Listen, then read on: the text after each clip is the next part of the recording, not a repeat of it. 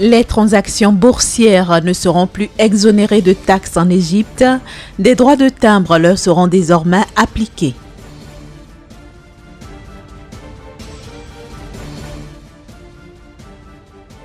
Djibouti se met à l'ère du numérique. Le pays annonce sa monnaie électronique pour les tout prochains jours.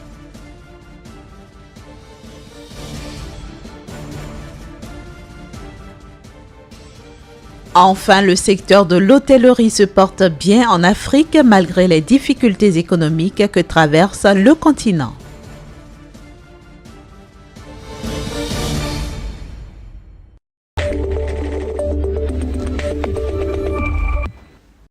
Les transactions boursières seront désormais taxées en Égypte. C'est ce qui ressort d'un décret signé du président Abdel Fattah al-Sisi. Selon ce document, il sera exigé un droit de timbre de 1,25 livres égyptiennes pour chaque bloc de transaction de 1000 livres égyptiennes au cours de la première année d'exécution.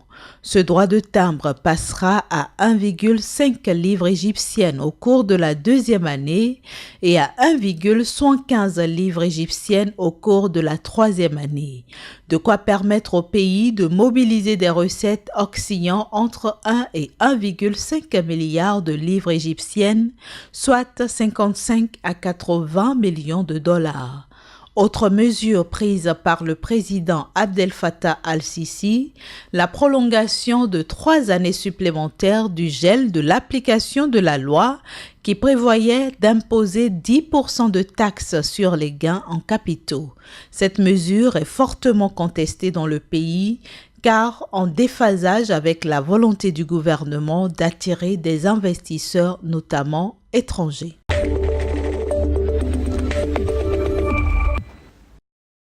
Au Togo, 2 accords de prêt d'un montant global de 27,6 milliards de francs CFA ont été signés entre la Banque ouest-africaine de développement BOAD et le gouvernement togolais. 2 accords relatifs d'une part au projet d'aménagement des terres agricoles de la plaine de Loti et d'autre part à la deuxième phase du projet multinational Bénin-Togo de réalisation de la route Lomé-Cotonou et de protection côtière au Togo. Le projet d'aménagement des terres agricoles de la plaine de Loti consistera notamment à aménager 1132 hectares de périmètre irrigué avec maîtrise totale de l'eau, créer 2000 hectares de zones d'activité agricole planifiées, développer des systèmes d'élevage familiaux et renforcer les infrastructures hydrauliques villageoises et de santé. Au total, plus de 50 000 personnes pourraient bénéficier de la réalisation de ce projet. Quant à la phase 2 du projet multinational Bénin-Togo de réhabilitation de la route Lomé-Cotonou et de protection côtière, elle concernera le tronçon Aveposo-Anéhor long de 30 km. La réalisation de cet ouvrage permettra entre autres de rapprocher les marchés transfrontaliers et de renforcer l'intégration régionale.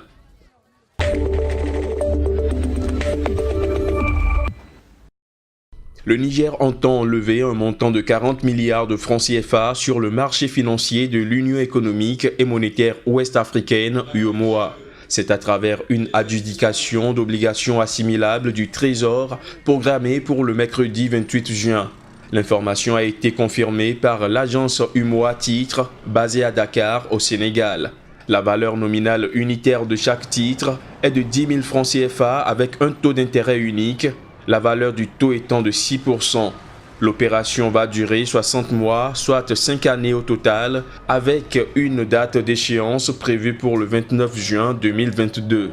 Selon les caractéristiques de l'offre, le remboursement de ces obligations se fera par amortissement annuel constant, après un différé d'1 an. En ce qui concerne le paiement des intérêts, il se fera annuellement sur la base d'un taux de 6% par an, à partir de la première année.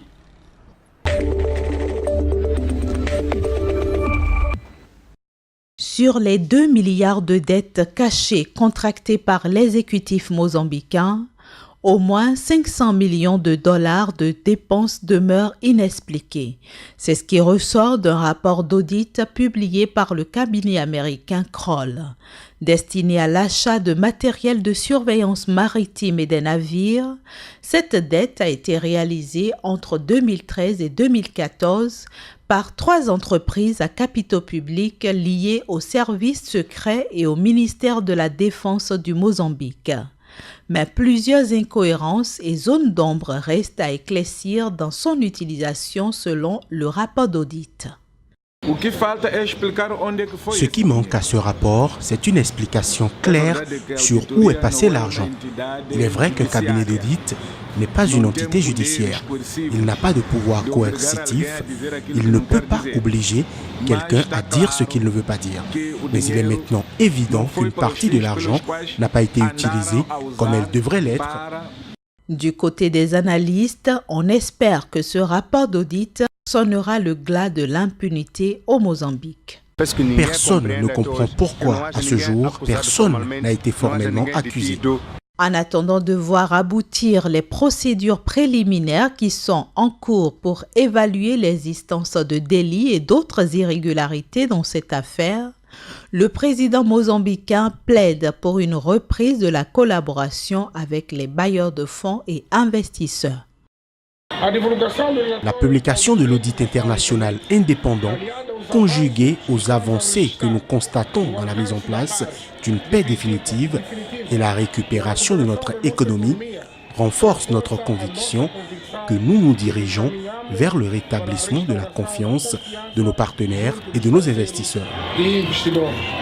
Révélée en avril 2016, cette affaire de dette cachée avait suscité la colère des partenaires financiers du Mozambique qui avaient gelé leur aide budgétaire, plongeant le pays dans une crise économique et financière.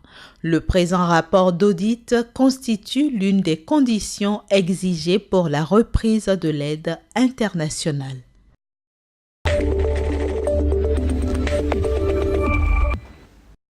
Dans les tout prochains jours, Djibouti disposera de sa propre monnaie numérique.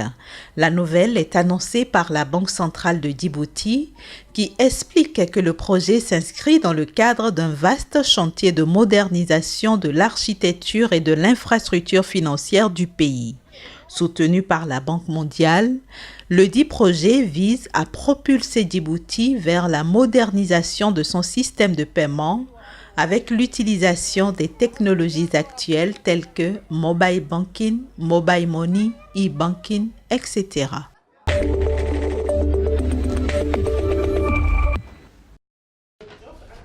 Dans cette petite entreprise de livraison de repas à Dakar, c'est l'heure des comptes pour Mariem Assietou Diagne. Depuis quelques mois, fini le papier, cette commerçante utilise Weeby, une application de comptabilité lancée en 2015. Pour tirer les factures. Avant, on utilisait des facturiers. Ça prenait beaucoup de temps, on utilisait beaucoup de papier et tout. Et financièrement aussi, c'était pas ça. Mais depuis qu'on a commencé à utiliser la tablette, ça nous simplifie le travail. Ça nous permet aussi de faire un suivi client, de savoir les clients qui sont réguliers, le nombre de commandes et aussi combien de plats on sort par jour. Au Sénégal, les commerçants de proximité utilisent toujours des facturiers et cahiers clients manuscrits, mais le numérique gagne du terrain. Plusieurs compagnies proposent des solutions digitales. Cette application peut s'acheter seule ou avec une tablette et une mini-imprimante pour environ 200 €. C'est un robot qui vous permet d'analyser et de sauvegarder vos données en temps réel. Le mot-clé, la simplicité d'utilisation. La tablette Somme2 va même jusqu'à n'utiliser que des images et aucun texte. On a des niveaux d'éducation qui sont assez hétérogènes dans le secteur, donc on a pris le pari de faire un outil qui est sans texte, basé uniquement sur la voix et la reconnaissance vocale, ce qui permet à une cible qui peut être illettrée et qui peut être très diplômée d'utiliser notre appareil sans problème. Weeby et Somme2 comptent à eux deux pour l'instant environ 150 utilisateurs. Un marché balbutiant, mais dont le potentiel est considérable. Au Sénégal, la moitié des commerces sont des entreprises individuelles.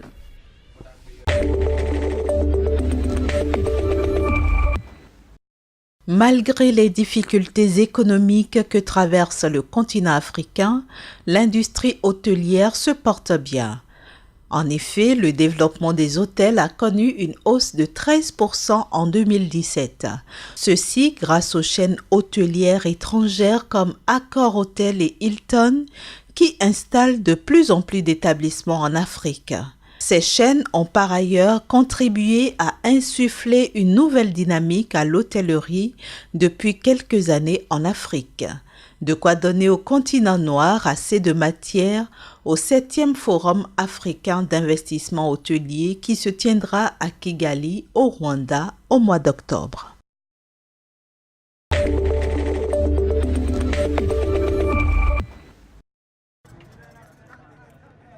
Dans les allées du marché d'Agadez, les étalages sont garnis mais les clients se font rares.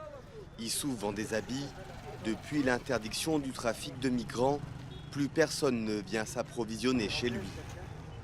Avant, je peux vendre par jour 100 gants, 80, 50, 60, ça dépend. Mais maintenant, peut-être même 2 ou 3, tu ne peux pas vendre. Plaque tournante de l'exode des clandestins africains vers la Libye et l'Europe, Agadez est frappée de plein fouet par la loi interdisant le transport des migrants, entrée en vigueur en 2015. Les contrevenants risquent de 1 à 30 ans de prison et des amendes de 4 000 à 45 000 euros. Pour les passeurs et les rabatteurs, c'est désormais la crise. Le matin, tu vas voir plus de 200 ou 150 passagers. Actuellement, ça ne dépasse pas 4 ou 3 qui arrivent. Donc, c'est changé. Avant, chaque jour, il faut gagner 30 à 40 000. Actuellement, des fois, jusqu'à une semaine, j'ai rien. Pour dynamiser la région et tenter de faire émerger des activités alternatives, le Niger a adopté un programme de 460 millions d'euros soutenu par l'Union européenne. Un programme dont les effets se font toujours attendre. On veut contrôler la migration, on veut arrêter l'immigration, l'économie va avec. Hein. Depuis qu'on a criminalisé effectivement l'activité, c'est vraiment un souci pour la ville d'Agadez. Extrêmement pauvre, le Niger est pris en étau entre les groupes islamistes implantés dans le Sahel et Boko Haram dans le sud. La chute de l'économie à Agadez risque de pousser les chômeurs vers d'autres activités plus lucratives, comme le trafic de drogue, d'armes ou de voitures.